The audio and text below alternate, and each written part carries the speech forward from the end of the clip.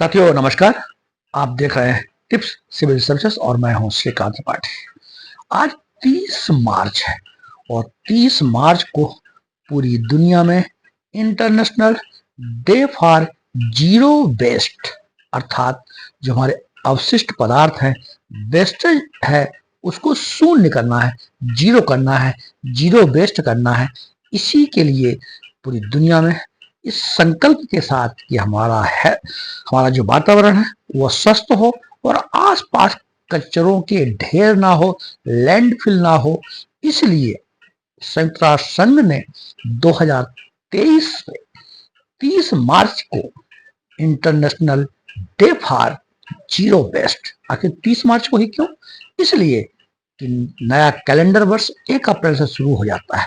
नए वर्ष की शुरुआत के साथ ही हमें यह संकल्प लेना है कि हमारे आसपास, हमारे घरों में और जहां भी वातावरण में वेस्टेज हम जमा करते हैं, चाहे वो जैविक वेस्टेज हो, अजैविक अपशिष्ट पदार्थ हो, उनसे वातावरण को स्वस्थ रखना है। ये हमारी मौलिक जिम्मेदारी है, हमारे फंडामेंटल ड्यूटीज में लिखा हुआ है और आम नागरिक का ये फंडामेंटल राइट भी है कि उसको स्वस्थ पर्यावरण, स्वस्थ वातावरण मिले। आमतौर पे जो वेस्टेज है, तो वेस्टेज का एक बहुत बड़ा पार्ट हमारे हमसे ही शुरू होता है। जनरली खाद्य दुनिया में जो रिसर्च किए गए हैं, तो देखा गया है कि 60% वेस्टेज खाद्य पदार्थों का होता है। हम घरों में, पार्टियों में, विवाहों में, समारोह में इतना खाद्य पदार्थ तैयार कर लेते हैं जो कि यूज नहीं हो पाता है। वह वेस्टेज अवशिष्ट पदार्थ के रूप में, कचरे के रूप में इकट्ठा होता है।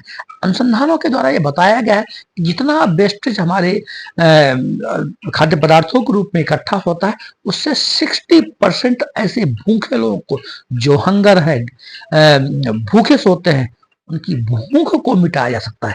इसलिए हमारी सबकी जिम्मेदारी है कि हम खाद्य पदार्थों के रूप में जो वेस्टेज बचता है, चाहे घरों में हो या कोई कार्यक्रमों में हो, हम उतना ही खाद्य पदार्थों का उपयोग करें जितना हमारे लिए उपयोगी है।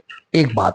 दूसरी बात, ये एक व्यक्तिक बात है, लेकिन जो वातावरण के लिए, देश के लिए, सामूहिक रिस्पॉन्सिबिलिटी के लिए जो जिम्मेदारी हमारी होती है, जो अपशिष्ट पदार्थों के रूप में खाद्य पदार्थ बचते हैं, जो वेस्टेज बचते हैं, उनको हम कचरे के ढेर के रूप में हम बाहर उनको फेंकते हैं।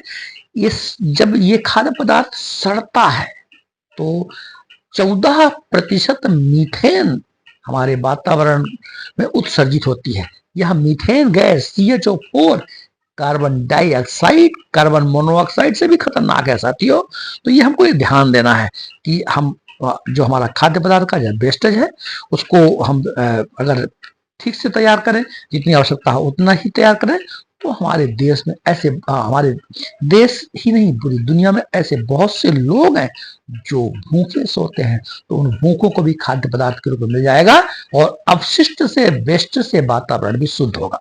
दूसरा, प्लास्टिक वेस्टेज हम अपने घरों में देख सकते हैं, अपने वातावरण, अपने आसपास भी देख सकते हैं कि आज प्लास्टिक का बहुत ज्यादा बहुतायत में उपयोग है।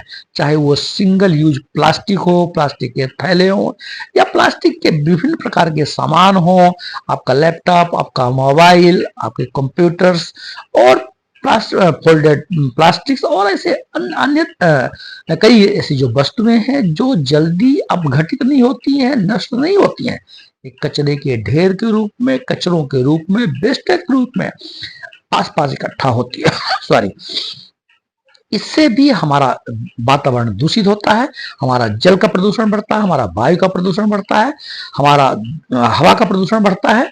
तो इस तरह के प्रदूषणों को दूर करने के लिए भी जरूरी है कि वेस्टेज, चाहे वो प्लास्टिक वेस्टेज हो या खाद्य पदार्थों का वेस्टेज हो, हम उसको इकट्ठा ना होने दें। माननीय सुप्रीम कोर्ट के द्वारा भी, संयुक्त राष्ट्र संघ के द्वारा भी इन बातों को बार बार यह कहा गया है, निर्णय भी दिए गए कि आसपास की सफाई करना हमारा मौलिक कर्तव्य भी है। और साथ ही जो हमारे आसपास म्यूनिसिपैलिटीज हैं, नगर पालिका है, 1996 में माननीय सुप्रीम कोर्ट, भारत में माननीय सुप्रीम कोर्ट के द्वारा यह निर्णय दिया गया था, Amritlal versus union of India में ये बात कही थी कि नगर पालिकाओं का यह दायित्व है कि वो आसपास के क्षेत्रों को, अपने नगरों को साफ सुथरा रखें। तो इस तरह आज के दिन हम 30 मार्च को international day for zero waste के रूप में हम इसको याद करते हैं, मनाते हैं, और हम आज संकल्प लेते हैं कि हमारे आसपास, हमारे घरों में कहीं भी अवशिष्ट के रूप में, कचरे के रूप में हम इसका इकट्ठा नहीं करेंगे। प्लास्टिक का जो सामान है, धातुओं का सामान है, सेरेमिक का जो सामान है, उनको हम रीयूज करें, उनको हम रिसाइकिल करें। भारत सरकारों के द्वारा और तमाम एनजीओज हैं जो इस तरह प्लास्टिक के जो वेस्ट हैं उनको मैनेज करने के लिए, उन अपशिष्टों का उपयोग करने के लिए रीयूज और रिसाइकिल का बेहतर काम कर रही हैं। इसलिए हमें ये हमारा दायित्व है कि हम जितने भी वेस्टेज पदार्थ हमारा हो सकता है, वो चाहे बायोग्रेडेबल हो, नॉन बायोग्रेडेबल हो, उनको हम संतुलित तरीके से उपयोग करें और उनके रिसाइकलिंग के लिए, रीयूज के लिए प्रबंधन में बेहतर भागीदारी निभाएं।